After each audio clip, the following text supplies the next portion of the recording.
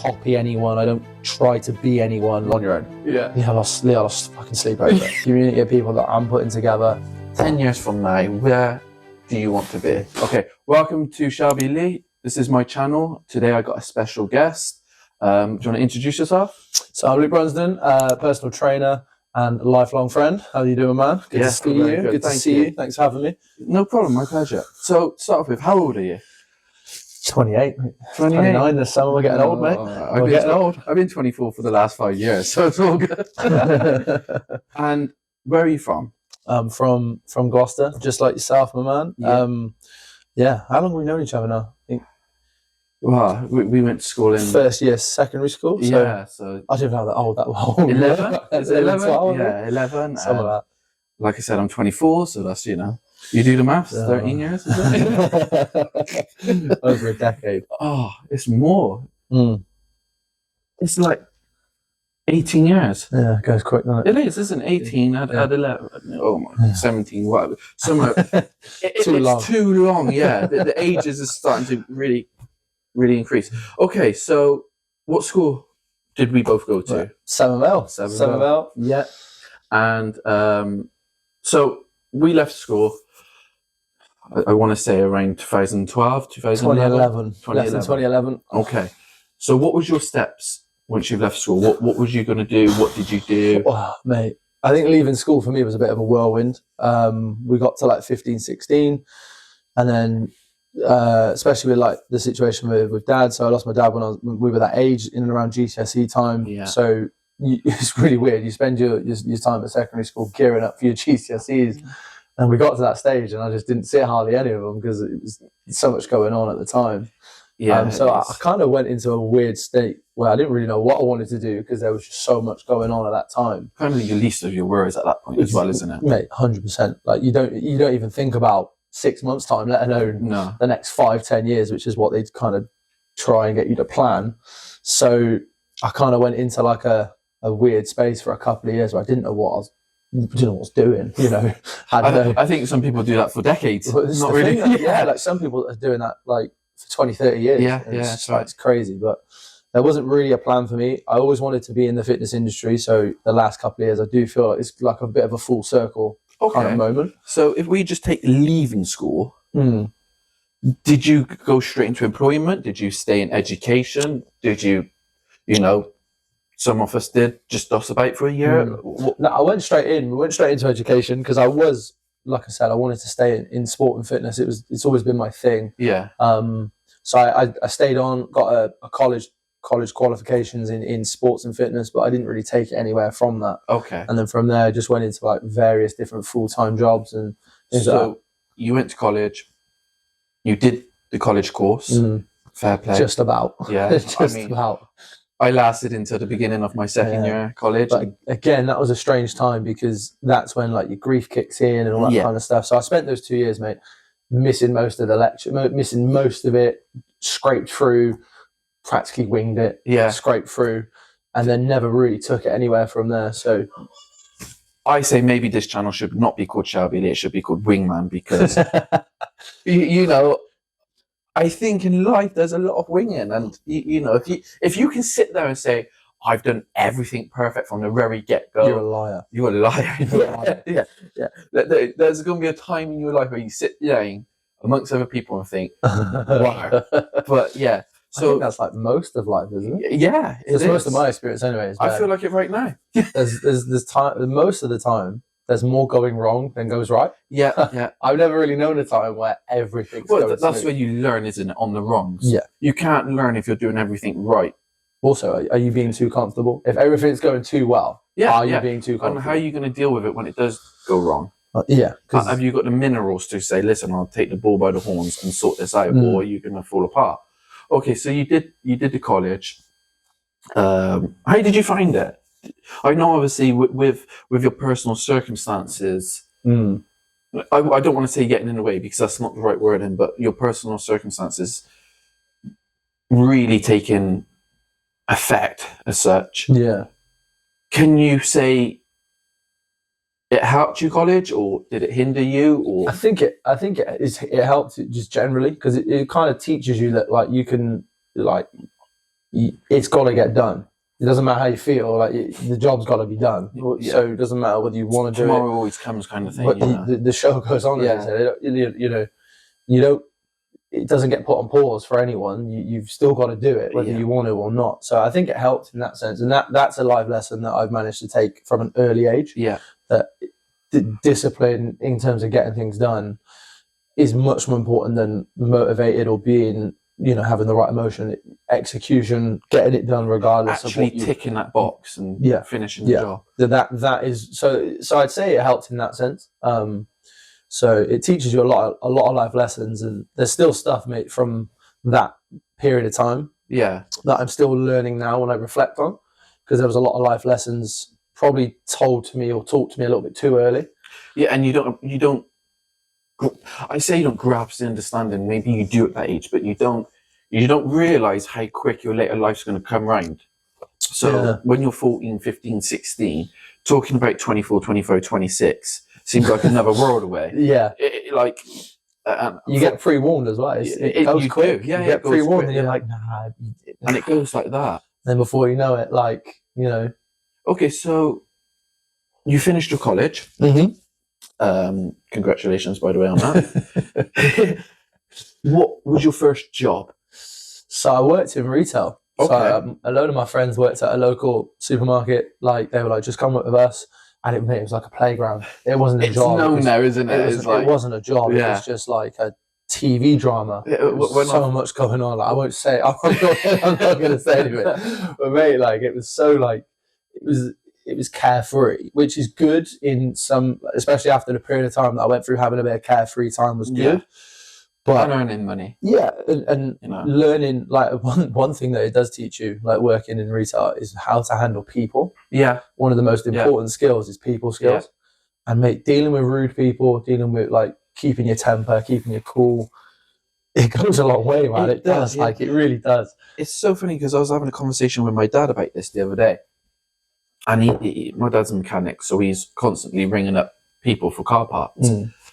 And that's the biggest shock to him, that the younger generation below us can't actually deal with people or can't talk on the phone.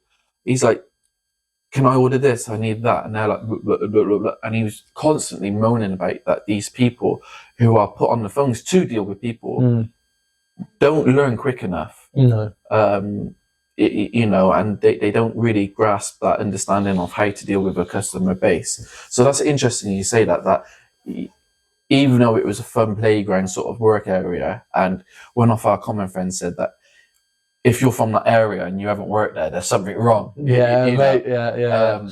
Yeah. So you saying that even though with that, the life lessons from it that you take from, probably not even aware that you take. No, you're not until you need them down the line. A lot of these life lessons I've only really found useful in the last couple of years, which is when I've transitioned into the fitness industry.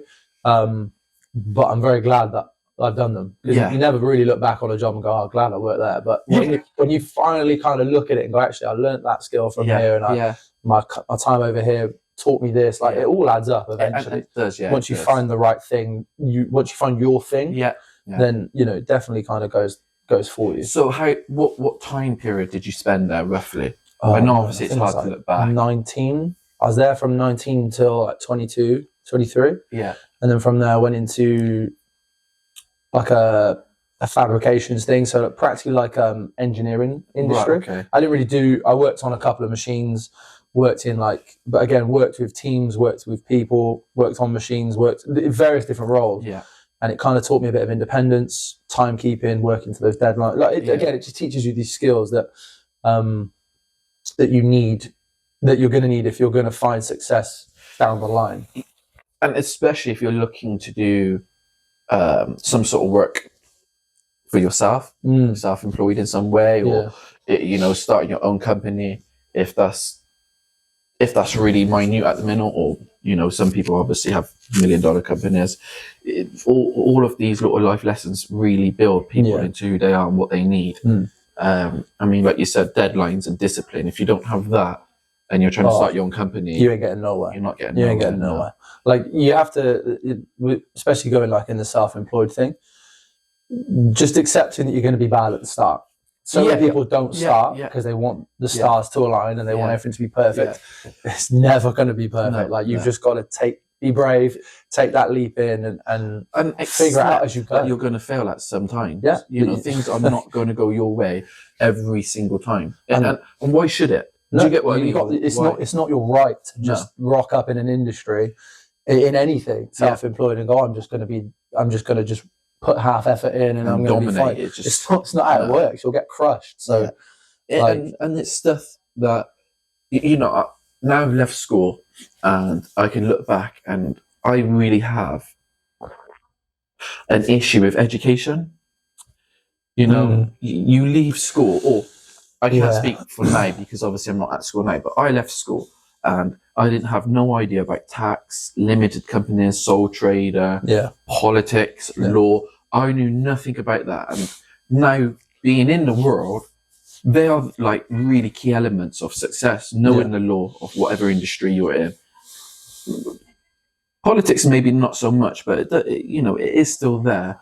The taxes, sole trader, not all of this is really relevant and can get yourself in sticky situations if you don't understand it. And I'm talking from experience from that. Yeah, I'm in the same boat. It's the biggest obstacle I had. It's not.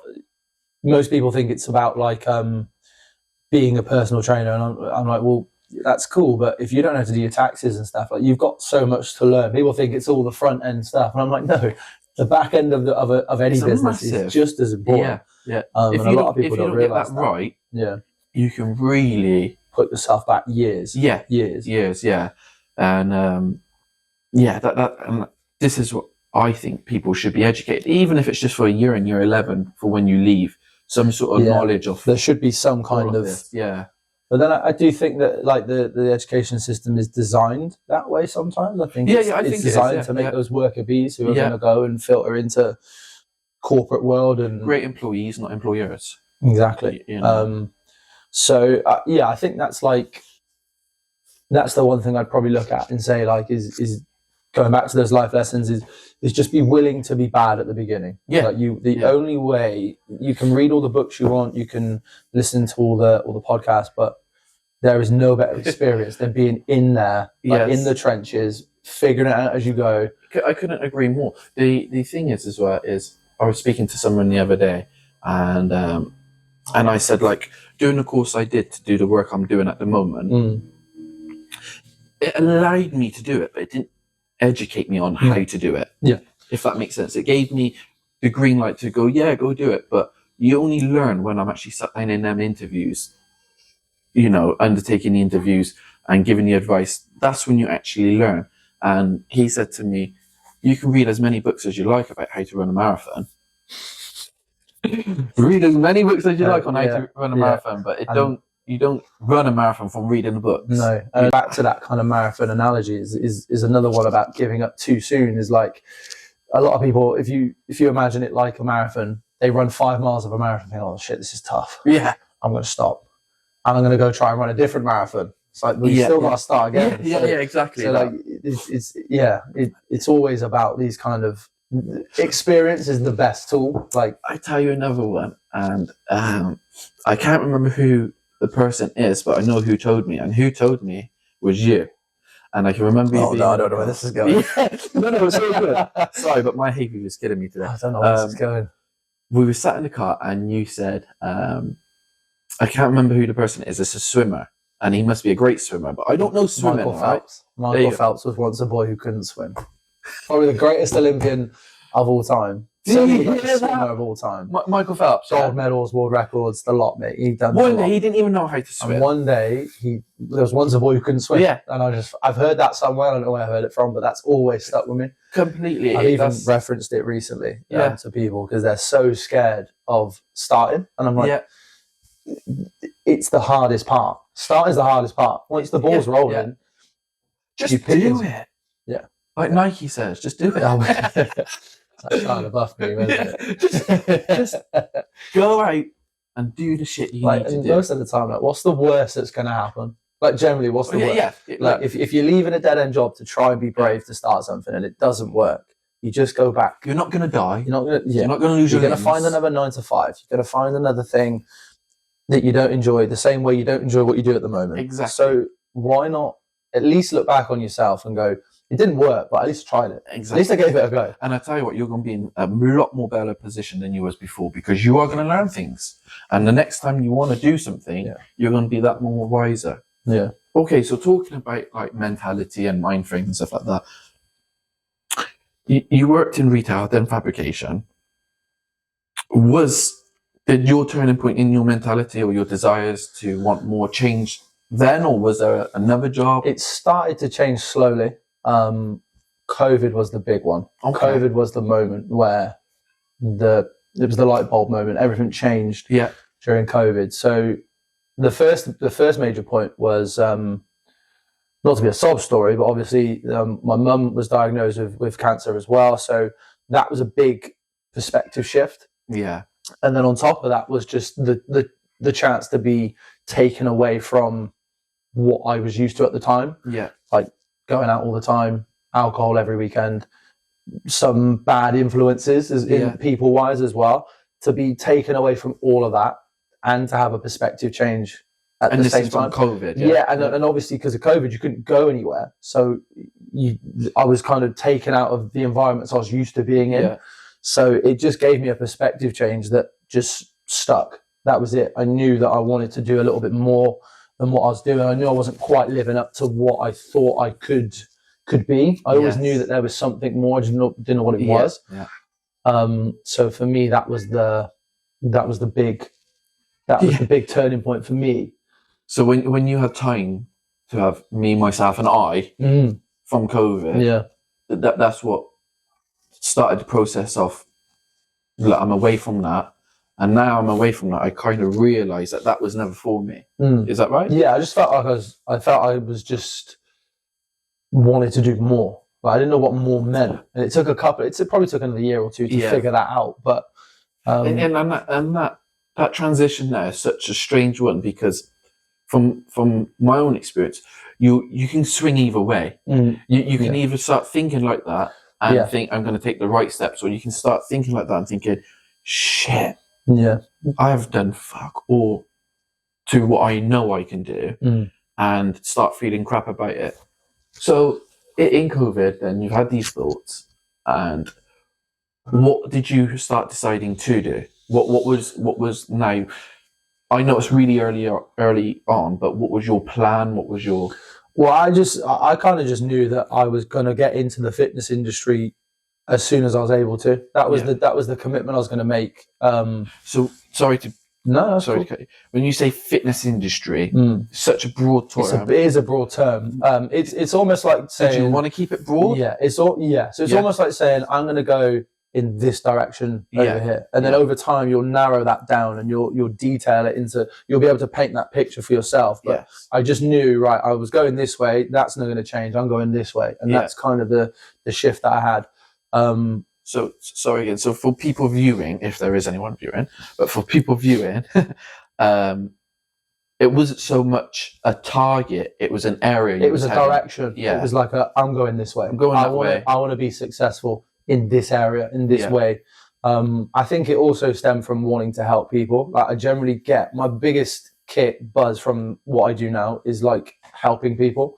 Some of the conversations I've had with people before I work with them, like they're at that moment that we just discussed, where they need to take the right steps, and they've come to me to guide them in that direction is so fulfilling to me. Okay, let's not get there just yet, because I want to speak about all that. But so back in that time, that's when the concept of Next Rep Fitness was born. It's been a really long, frustrating couple of years to get there, because due to like legal reasons and stuff. What is Next Rep? Next Rep is for me, it's like a brand and an identity that I stand behind, and how I see fitness, and in terms of how I train people, and just putting people together who share the same values or want to share those values. They want to take control, and they want to feel good about who they are and what they do, but also a certain attitude as well. Where they are someone who now takes control of things. And I just want people to feel good going after those fitness goals, and that change of perspective and mindset that, fitness has ultimately done for me I now want to project that onto as many people as I can. Yeah. So when you're talking about fitness, are you talking about mainly weight loss, or are you actually talking about stamina? It's everything. Endurance? I think the biggest thing that you need in your fitness journey is a mindset change, because your mindset dictates your habits, and your habits dictate where you are. Yeah. So the first thing, regardless of what the goal is, because everyone's got a different view of what they want, what their fitness is to them, but it's more so just that perspective. Can we change how the cogs in the machine work? And then so you're not just talking physical. It's half of it's a mental game. Half of it's a mental game. So what you're suggesting is if you enroll, if you like, onto next rep, you're not looking just for a turn up. No, anyone you're looking for somebody who anyone can drop weight in 30 days by cutting out a couple of bad habits, but they'll then celebrate that by going back to those bad habits, and then they, it's like a vicious cycle where they'll spend 6 months unhappy with how they're feeling. They'll do something about it for like a month, and then they go back. They've hit that target after a month or 6 weeks, and they go, "Oh, this is great," and then they go back to the things that got them there in the first place. And it's true. I know. It's like it's like for 30 days. The best example is dry Jan, right? Everyone goes alcohol free for January. Yeah. What's the first thing they do? First weekend of Feb. Straight on again. Yeah. All the substances and all the beers and all everything that they've not done for Jan, they'll go straight back onto in Feb. And then by March they're back to square one. Yeah. And they did 1 month of the year, and that's it. Yeah. And they'll spend the next 11 doing the same thing. And they'll do that for 10 years. They'll do that for like 10, 15 years. I find it strange. But that's, like you said, that's a mentality issue, isn't it? And that's because physically they can do it, but mentally they just want that short-term goal. Yeah, we're all creatures of systems at the end of the day. I think, at least. So the first thing that I try and do is get people to employ like little systems that they can use to stay on track of things, to stay disciplined. Because discipline is the key. It's the key pillar. Yeah, I think it's what a lot of people probably lack. Yeah. Myself included. You can have all the drive and everything like that, but you've also got to be disciplined in certain areas. Okay, so COVID brought that along. What was your first steps to start trying to achieve this vision, this way of life? What did you do? The first thing I needed to do was lead by example. So we talk about these changes, but I knew that I have to go through them first. I can't guide people down that way if I don't go down it myself.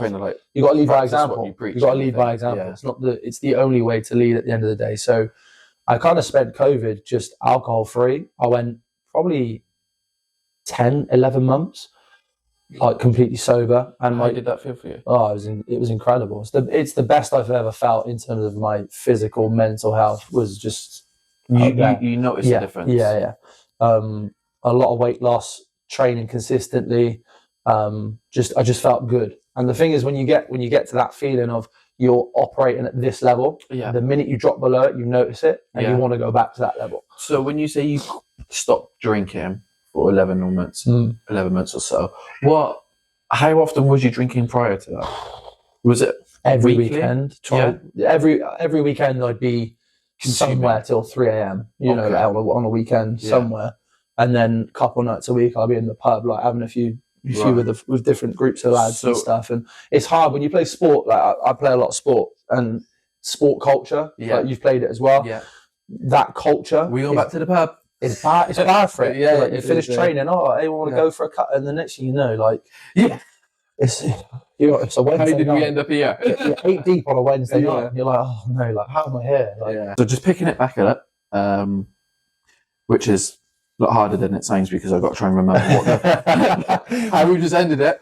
But so leading by example, I think we've finished. That's kind of that was the first step for me. Like I said, going sober, changing those habits, breaking those habits. I've never really gone back to them. Like I can, I'm, just like anyone, I like to have a good time from time to time, but I definitely shifted from overindulging into just being a bit limited. Yeah. And mentally for me, that was a big change. Just, you don't realize just how, if you drink constantly or every weekend, or you don't realize just how much brain fog you get in the week. Do you think as well you start relying on that? I'm not saying like being alcoholic or anything especially like that, but if routine. Especially if you do a job you don't enjoy. Yeah. Like, that is what you'll look forward to most in your week.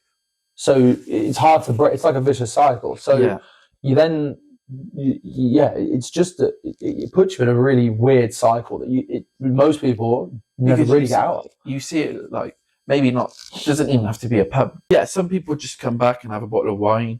And you know what's really funny about that is that was my mum's go-to line. I'm just having a drink. People finish work and have a bottle of wine. And it's true that people probably have that sort of behaviour and they're not even aware or acknowledge. I think from experience, that behaviour gradually gets worse over time as well. That's how the habit starts. But this is it. Nobody just wakes up an alcoholic, do they? No. Nobody just wakes up flat out on drugs, like on the worst There's stuff. A build up. It's a build, you know, over a period of time. Sometimes you're talking over 10 years, you know. Yeah. Okay, so you started leading by example for yourself more than anything initially. Yeah, that was the first thing. It was like, if this is how I want to live, and if this is how I want to help other people, you've got to do it yourself. You can't. I can't be guiding people through a fitness journey if I neglect mine. You know, there's an element of accountability you've got to have. So people's got to believe in you, haven't they? You know, and that's the thing. I know you want to help people, but if you're selling your services to somebody, you've got to be able to sell it. And if you're selling fitness, mentality, and you're on a lash every night, and you're overweight, you're less likely to find success in the industry. It isn't it is a physical. We're not going to say it's impossible. It's not possible. It's generally not. But it is an appearance. There is an aspect to it that's an appearance-based industry, and I think people don't want to acknowledge that. No, it's a harsh truth. I think we live in a world at the moment where you're told it's okay to slack on these things. Yeah. And the truth of the matter is, if people, well, this is just my personal opinion of it, but if people don't tell you, that doesn't mean they're not thinking it. The harsh truth that, you know, if, say for an example, you want a carpenter, okay, and you don't know any carpenter, so you can't rely on anybody, and then you rock up and there's two people that, one's got the tools, the one looks like he's ready, he looks the bee's knees. He looks like the dog's danglers when it comes to carpentry. And then you got Keith. I don't know where this is going. I ain't got none of this plan. I'm just reading. I told you this is it. And you got Keith. All right, he's got two bellies. Okay, he's got one tool in his hand. You know nothing about their work. Which one are you going to gravitate to one, aren't you? Of course you are. You are. It's just the way I think you'd be a fool not to. Yeah. Unless you've seen their work, and Keith's amazing with his one tool, but. You know, if you're a betting man, you're not going to put your ice on him, are you? Let's be honest. So, I think appearance and, like you said, leading by example for people to believe in you. It's the only way to lead, isn't it? I think it's not the best way to lead. It's the only way. It's the only way to lead, not making this about me at all in the slightest, because this is about Luke. But when I'm down doing the interviews, on the other side of the table, if you've got somebody who comes in, and I don't know, maybe just what you're wearing, yeah? No. But this is what I'm saying. It's your appearances for what you do. Just wrapping my brand, mate. Next rep all the way, baby. But I mean, you're going to rock up in the gym and I'm going to think, this guy's ready to show me a workout, okay? But if he rocks up into an interview in the caution at the police station, you're going to think, did I get the right guy? Yeah. He could be amazing, but we judge and it happens. There is aspects to it. Yeah. And you can't really deny that. But no. Yeah. And it's the truth, isn't it? That's people can say, oh, that's harsh and shouldn't judge Keith with two bellies and one tool, but it happens. Okay. So you got your mentality set out then. What then did you do? What did you have to apply for any jobs? Did you start doing press-ups in your bedroom? So I trained all the way through COVID as well. So as well as staying sober and sorting out everything from a like a like a goal setting and mentality point of view, and making sure that everything was right. All the habits were good, but then I had to like physically change as well. So I started to move my body a lot more. Walked a lot during COVID. Walked a lot. I think everyone did. Like and everyone ran as well. Like, everyone became Strava users for COVID. So kind of went with that, and then just kind of planned out like just baby steps as to where I visioned being. Yeah. Like sometimes like you just know you're going over there and you don't know what it looks like, but you've got to start to paint a picture as to what. Right now, at that moment in time, it's COVID. I presume you're furloughed. Yeah. So you've really got this time to think about. This is the thing. And no one's ever had this much, that kind of thing before where you're... Freedom of thought. Yeah. And a lot of people that I know and associate with were drinking on Zoom calls. Like, mate, you just get a mention at like 2:30 p.m. on a Tuesday telling you to like do 5 Jaegers, and you're like, why? Because I've just nominated. And it's like, mate, it's like, like, come on, no, be man, I'm trying to be a little bit different. Yeah. So people were like sitting still, and I was trying to plan forward, and that's I think that's what helped a lot. And just kind of just visualizing like what it's going to look like, because I always knew I wanted to become a personal trainer. Like, how am I going to do it? What did it look like in your head?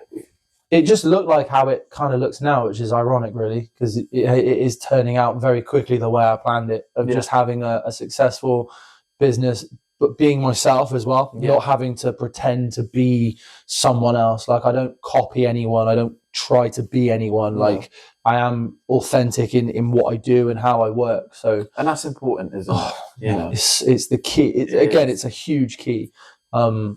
You need people, like, the first thing I want people to do is like know me, like and trust, like those three things. If you can't, without those, you ain't going far in any self-employed kind of thing. No, I agree.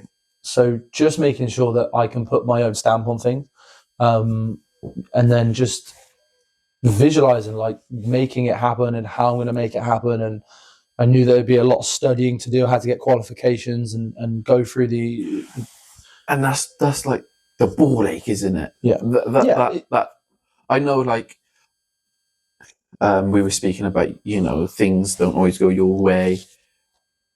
The educational side of things, the things that you need to achieve just to allow you to start doing things. Yeah. It's hard as well, because you want to be there, but to be there, or even close to being there, you've got to get through this process. Yeah. It's not easy. Like, it's not easy. I think the whole process was a bit of a mess, really. The studying was okay.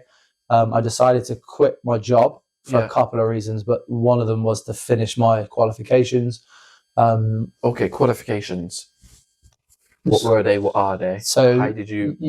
To become a PT, it's quite weird, because you think you need a lot, but you don't. You just need a level 2 and a level 3. Yeah. To be allowed to train people, especially I'm working a gym as well. So it's meant to take a Pure, because I work for a Pure Gym at the moment, and you can get it done in like 8-12 weeks. Okay. So you can, if you follow the course, mate, you can be qualified in like 2-3 months. So did you know that when you first started your educational side of things, you did? Okay. So what did you do? Did you go on their website? Did you watch YouTube videos on other people? Like, how did you start educating yourself? I've always observed, but then because I've trained in the gym for a long time, so from that point I'd probably been training for about 6-7 years. Okay. And I had training partners who helped me, so I knew how it worked, how guiding people through things worked. So for me, it was quite easy to pick up. That bit was quite easy to pick up. The studying was tough to get back in a routine, a disciplined routine. Especially once I quit my job to finish it. Yeah. When you wake up and there's no structure to your day, it can be very easy for not a lot to get done. You got all this time. Yeah, I'll do it in a bit. Yeah. I'll start in an hour. If I just finish watching this, I'll start it. And then before you know it, it's like 6 p.m. you haven't started. Yeah. And I was guilty of that. My thing is do one bit on the phone for a bit. Yeah. Do one bit on the phone. So I didn't have any kind of little things like that. I kind of just threw myself in, and that was a stressful time because it overran a little bit. There was a couple of other issues that looking back, it would have been nice to have done things a little bit differently, but sometimes circumstances are what they are. And okay, so if we just talk about that period then, because it, like I said, when I find when people talk, they say, "Oh yeah, hard work did it, all this, and keep going, and I'm the finished product." Now look at me. How hard was it at times? Oh, so studying was tough. Like the start of my course, there was another, not to be morbid on here, mate. There was another family passing. There was a funeral to go to. There was all that kind of floating around. But this is life, though, isn't it? This is the thing people's got to realise. These things will creep up. Yeah. They will happen, and it was an unexpected one as well, which was tough. And then on top of that, mum's going through a treatment. As money starts to get tight as well, nothing's coming in. Yeah. Start to panic, start looking for other things to keep me ticking over. Did you ever sit there and think, shit, have I made the right move? Have I made the wrong move? There were some very tough conversations with myself in those months. It was just it should have been a very stress-free period of time, and it turned into one of the most stressful. It's one of the only periods where I wish I handled things a little bit differently. But it's easy to say that when you look back on it. It put me on the back foot, even starting in the fitness industry. Most people have like savings behind them. Yeah. And I had just gone through mine to get qualified. Yeah. For vet, there are a couple of reasons as well. So how old was you when you started your educational? 26, 27. Okay, so you'd be classed as like a mature student, wouldn't you? Yeah.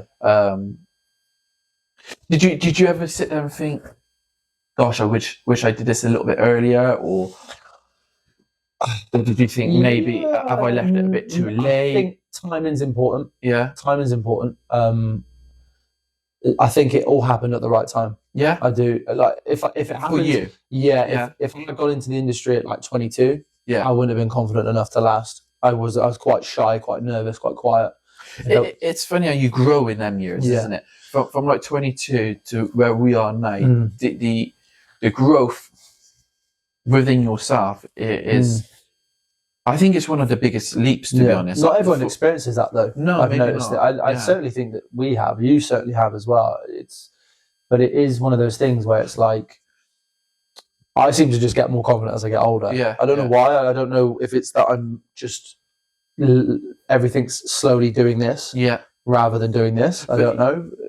I kind of say like, don't lighten my load broaden my shoulders. I don't want things to be easy or easier. No, I want to be achieving, but that's it, isn't it? You want to achieve. Yeah. You don't want it given to you. You want to sit back and say, you'll never step out your comfort zone if it's all handed to you. And I think that's the key is putting yourself in these scenarios where you're thinking like, what am I doing here? But you've got to figure out. You've got to swim. You can't sink. You got to swim. So, and if people are feeling like that, it's fine. Yeah. Because I still feel like it now at times. I sit there and think, gosh, I'm lucky that I have professionals I can call on and ask for advice.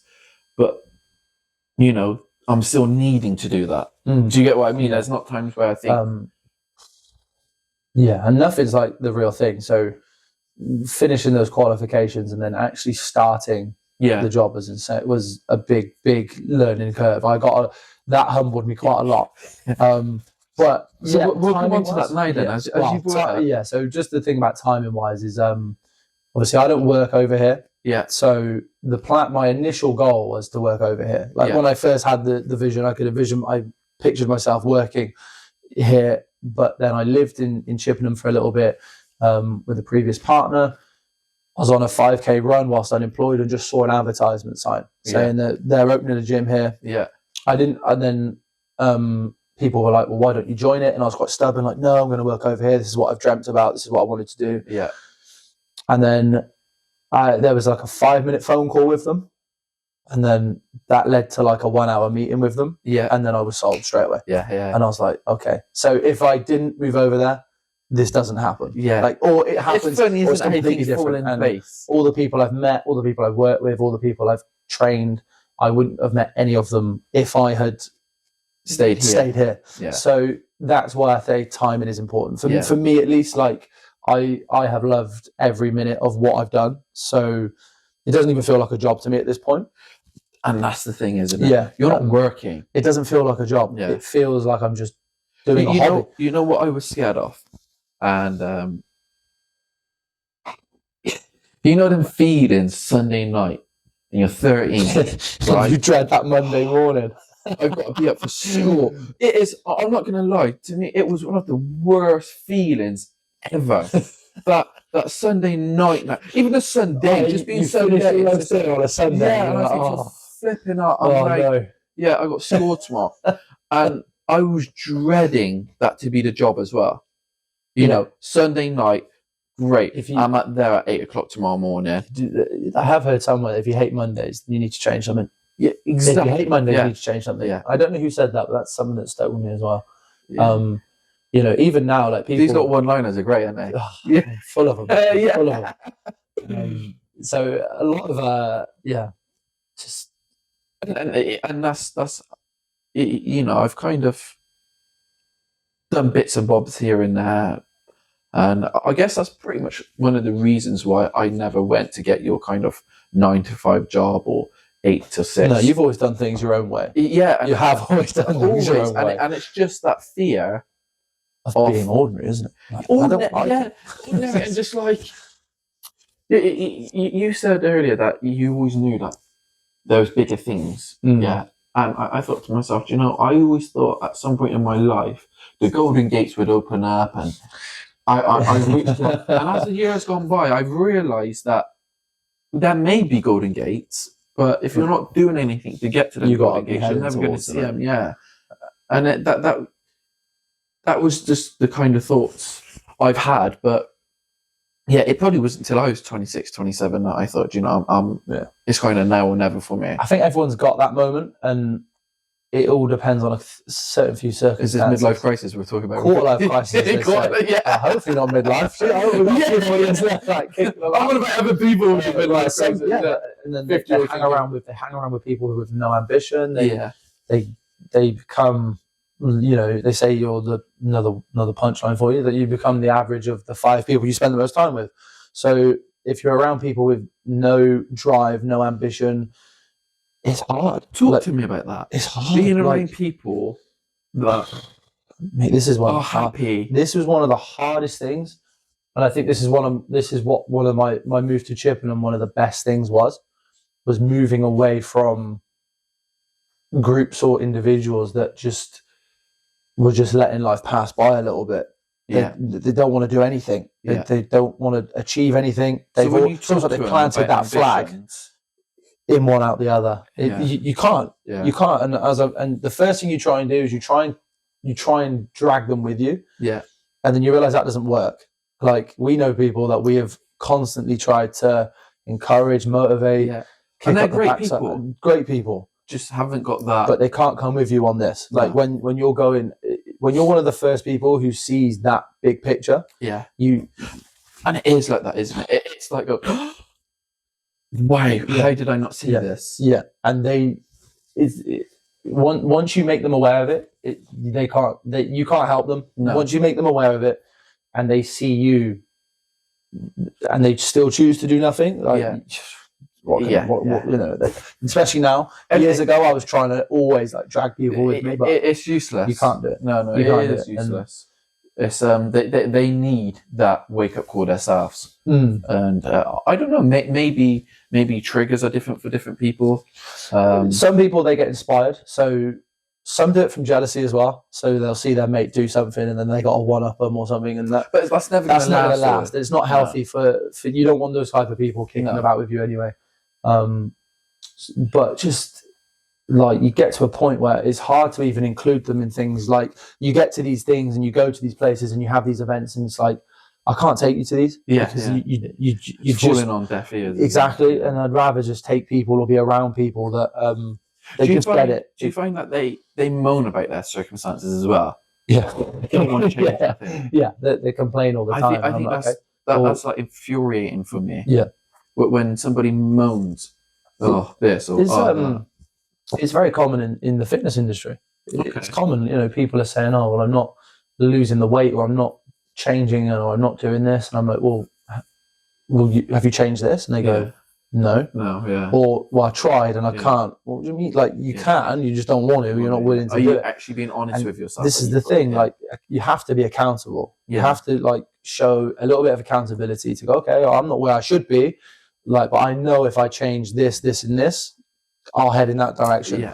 So it's common in the fitness industry as well. So talking about your fitness industry, what is your typical day? Oh, mate. Is there such a thing as a typical day? Not at the moment. I'm still in that space. I've only been a PT for a year and a half. So I'm still picking things up and still learning all the time, which is always good. I'm always finding things to learn as well. And I think you always will be, because if you're that way inclined and that way you're wanting more, then the knowledge you have isn't enough. It's never enough. What gets you like here isn't going to get you here, which is one of my biggest lessons. So when I started, it was like winging it. I literally winged the first 6 months. I didn't know what I was doing in terms of like what to use, how to structure my day. I've always been good at like delivering and writing programs and delivering things, but there was so much I didn't have. The little bits here and there that you don't really realize you're going to need until you're doing it. But at the moment, my day, I kind of PT probably. Or your perfect day. My perfect day. If your typical days a bit hard because it's always changing.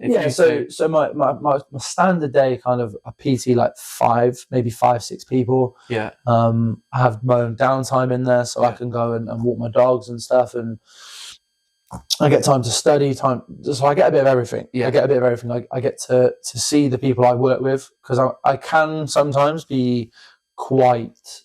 There's been cases where like I talk to someone to see if we're the right fit for each other. And I just don't want to take them on. And that's important. Like I'm not doing it. You know, I think when you're starting your business or starting some sort of work, don't grab everything you can. No. It's a very common thing to think. And it's very easy to do. I'll do that. At the start, when you're clawing and you've got to figure it out, and you've got bills to pay, like you've got to take whatever you can get. That's the attitude anyway. And that's not the case. The case is you've got to have the good ones. You know, if you've got I probably have. I think I've got quite a few on the book at the moment, and they're all just so much fun to be around. Like all of them. I don't have a bad. I don't look at any booking and go. And that's so important to me, and that's how I'm going to operate my business. I don't care if it takes me longer to grow, so be it. Like, but I will grow it the way that I want to grow it. That your clients will understand. That, you know, okay, he's got loads of clients, but he don't take on everyone. No. So we must have some sort of connection. And you know, some sort of personal. I want that kind of connection with everyone. I want them to trust me. I want them to trust what I get them to do, what I've programmed for them, have belief in themselves that they can actually do what I'm asking them to do. So for me, I won't just take on anyone. But it was just the whole thing was just a learning curve for the first 6 months. But I kind of realized that that's the way it needs to be. If I waited, isn't it? And you're going to realize that so much goes on. Like you have to be more than just a trainer. You've got to be it's so easy just to think that that's all it is. You rock up, do some exercise, and leave. I wish it was. I wish it was. But I don't think. Well, I can't say I don't think any industry is, because I don't have experience in every industry. Simple. But it's easy for us to take everything as just face value. That's it, and that's and not actually think about behind the scenes. No, mate, behind the scenes is where the magic happens. You know, I've spent 4 or 5 hours writing one program for a month for one person because of things we've spoken about. So I want to take care of them, and I want to go into detail on what they've discussed and why their shoulder aches at a certain range and why their knee. Like I'll spend hours doing that. So everyone goes, "Oh, well, you get paid a good hourly rate," and I'm like, "Well, for the hour, but you don't see everything that goes on behind it. For that 1 hour, you're putting in 3 hours. Yeah, exactly. And then I'm always studying when I can as well. So I'm studying all the time. I'm growing all the time. Business is growing all the time. It's kind of grown quicker than I thought. That's good. I thought it would take 2 years to kind of start that. It's kind of started in the last like 6 to 8 weeks where things are picking up quick. That's good. And it's getting hard to, well, it's not getting hard, but certain systems have had to change Got to adapt to it. What worked for the first 5 or 10 doesn't work for the next 15, 20 people. So you have to kind of keep on your toes and keep your finger on the pulse as to what needs improving all the time. So if I was to pause you right now in your life. Oh, God. Okay. If I was to pause you right now in your life. Yeah. Would you be happy where you are? No. You wouldn't be happy where you are. Okay. No. Why wouldn't you be happy where you are? Not unhappy. I'm happy with where I am. Yeah. Like, don't get me wrong. I'm happy with the people I work with. I'm happy with the clients I work with and the way it's going. Yeah. But I always, like, ambition's it's just in my nature. It's just how I am. So you don't want here, you want here. When you get there, you want here. I've been guilty of being a bit too forward thinking sometimes. I've had this chat with someone very, very recently about, like, just be where your feet are a little bit and live in the moment a little bit. It's hard though, isn't it? When you're ambitious and when you want to be at the next stage or at a certain income that you're not at, sometimes all you'll do is focus on it so much that you'll miss what's going on, like, now. Yeah. So I'm always kind of like, so to say I'm happy at the moment, like, yes, but there are things that I am actively trying to change. So if we could go back just 2 years. Okay, so you've been doing PT for a year and a half. About a year and a half now. So if we go back 2 years, just probably when you're starting to come towards the end of your course and you're looking in that transition to put education to actual practice now, what would you have done differently? If you would have done anything differently, not saying you would. If you could have made some changes going back, what would you do if you would? You got me there. I think just wow. I didn't trump me there. I mean, there's not a lot I could have done differently because there's a lot of things. So as well as the PT side of things, don't ignore your circumstances because they were there. They were there. But in terms of the gym side of things, it's almost like having two jobs. You've got your self-employed personal training stuff, and then you've got my commitments to Pure Gym as well. Yeah. So those commitments are doing things. The big one is like classes. So I teach classes up to 24 people. Okay. I'd probably do 2 or 3 of those a shift. So I probably get put in front of about 80 people a week. It's a lot. It's a lot of people. Yeah. Right. In either 16s or 24s, depending on what it is. So there are certain things that you need to have. Forget exercise. You need to have a certain confidence when you walk into a studio. You've got to be able to capture a room. Walk the walk, aren't you? You can't get nervous. I remember my first one. So they said to me, like, you're going to do this class. It's a little circuit. You can do whatever you want. I'll sleep over it. I'll sleep over this fucking class. Yeah. And like, but again, this is what people don't value. No. So in the course, all I had to do was record a 30-minute workout with 3 people. Yeah. So I got my brother. Yeah.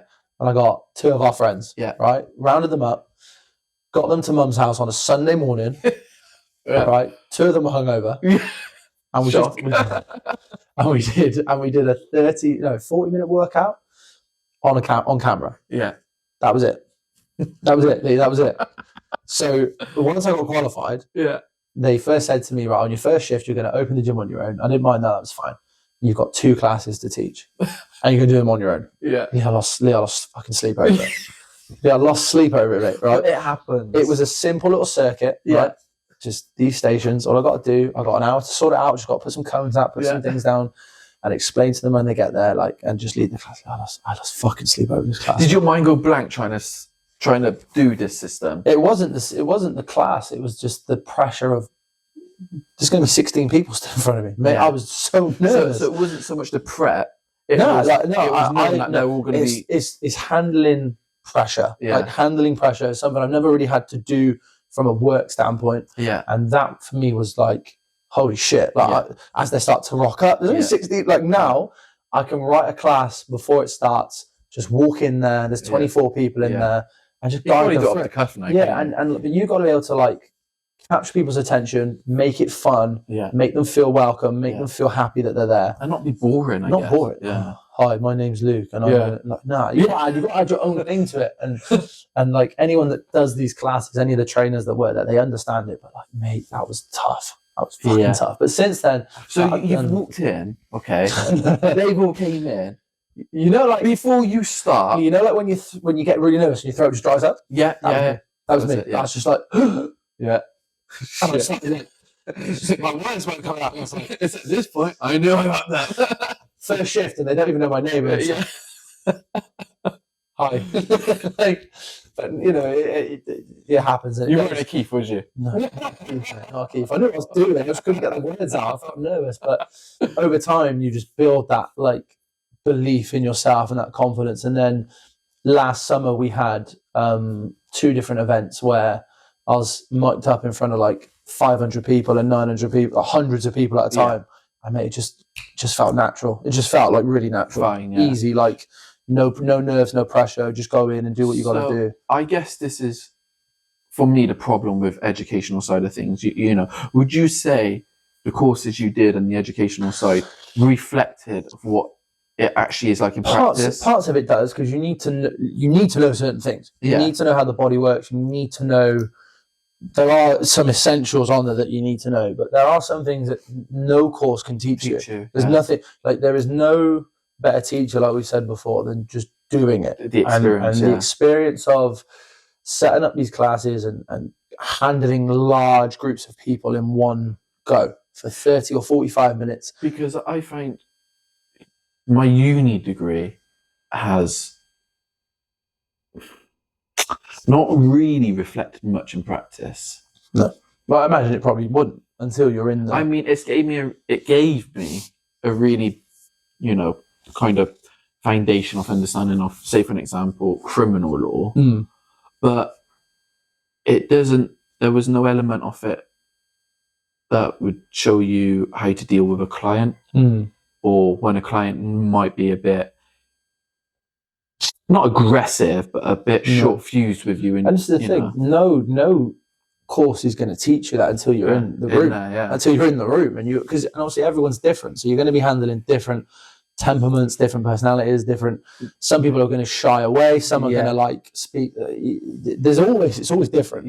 No, it's the same in like with fitness and consultations. So that first chat, it's never the same. No, it's never the same. You might hear the same things of, I want to lose weight. I want to tone up. But when you go deeper and you go like into it's all individual, isn't it? Yeah. Like with the clients as well. Even though like the allegations and offences are the same, it's all different. It's never the same. It's never the same. Once people go into another layer of detail, you realise everyone's different. Like, and that's when you realise it again. When you're in there, you just realise that everyone is different. And so,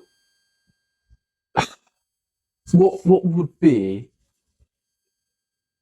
short-term plan? And when I say short-term plan, let's go for like up to 2 years from now. Okay.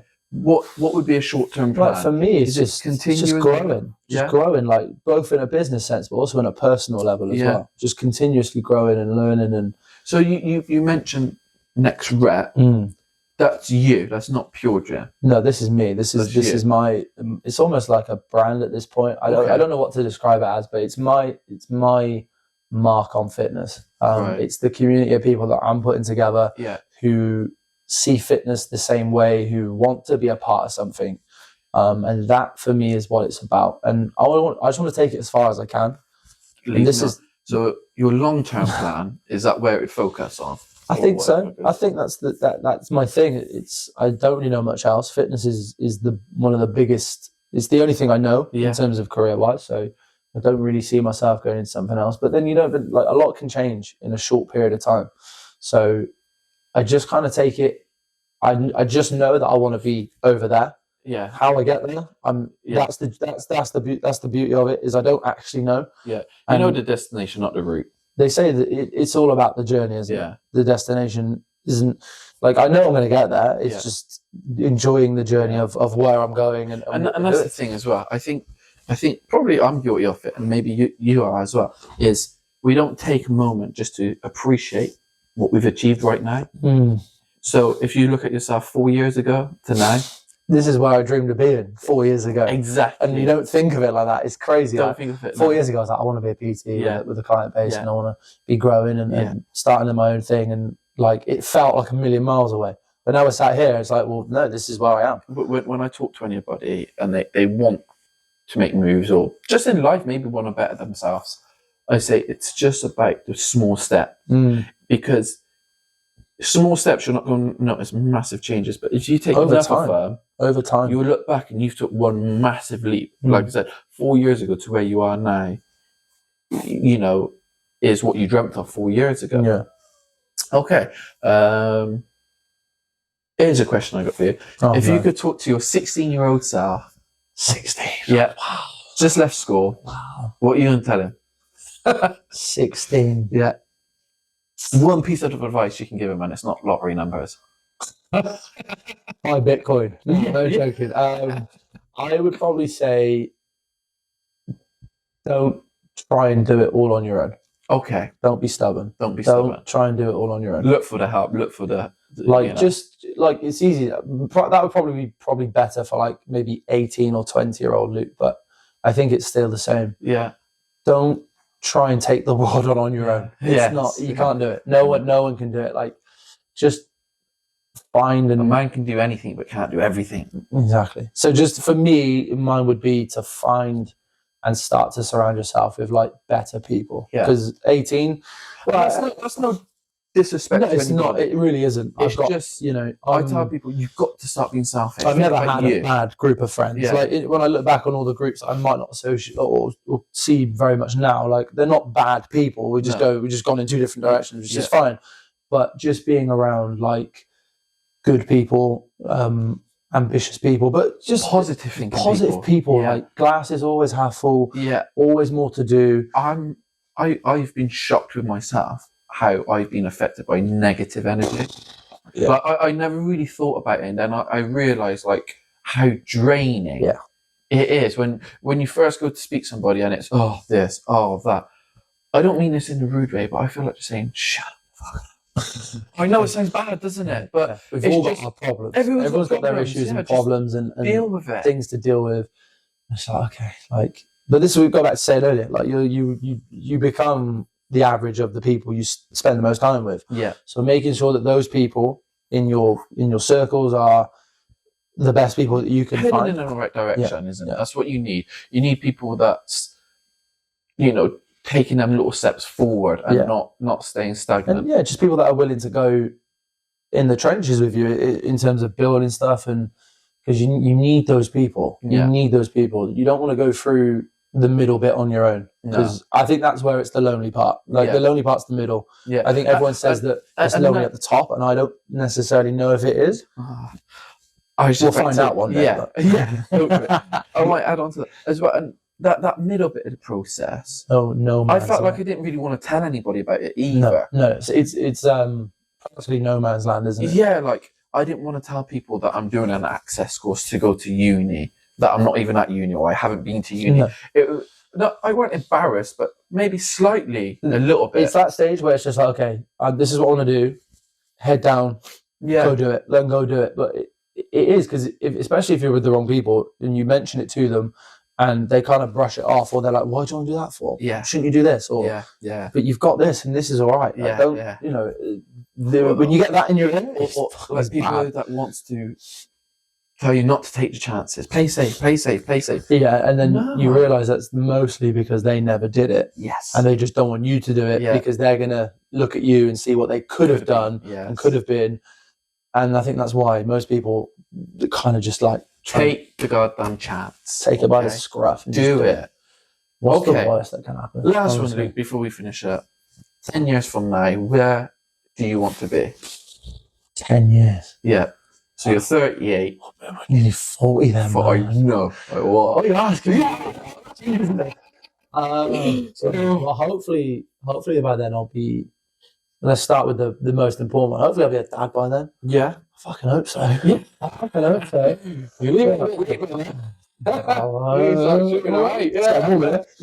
Right now. So hopefully, like, from a personal life point of view, hopefully, you know, I'll be a lot more settled and I have a family. That would be the big one for me.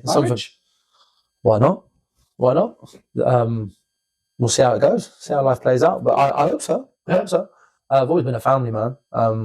So yeah, hopefully from that point, but business wise and personal, just to have looked back and just be really proud of the journey. Yeah. Just to look back the same way I look back now 3-4 years ago. Yeah. And I'm very proud of where I am now. So essentially, if you've made progress you're going to be happy. Yeah. Always going forward. I just don't want to be stagnant. I just want to keep having fun, because that's what it's about. Like these moments, you need to enjoy it. Yeah. You know, you don't want to slave away at a career for 15, 20 years that you don't enjoy, and you look back on it and you just think, like, what was I doing? Yeah. I enjoy what I do. Yeah. I want to keep enjoying what I do, and I'll make changes if I don't. If I stop enjoying it, then there'll be changes, but just enjoying it. Just enjoy it, man, and seeing where I'd that be goes. happy on the road you are on. You know?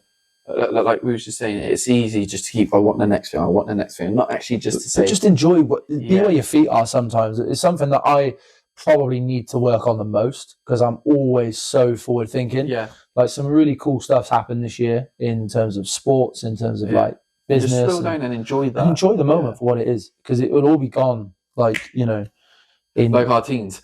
Yeah, like our 20s. 20s and you're over, man. I think as long as you keep enjoying and keep growing, I don't think that's a bad thing.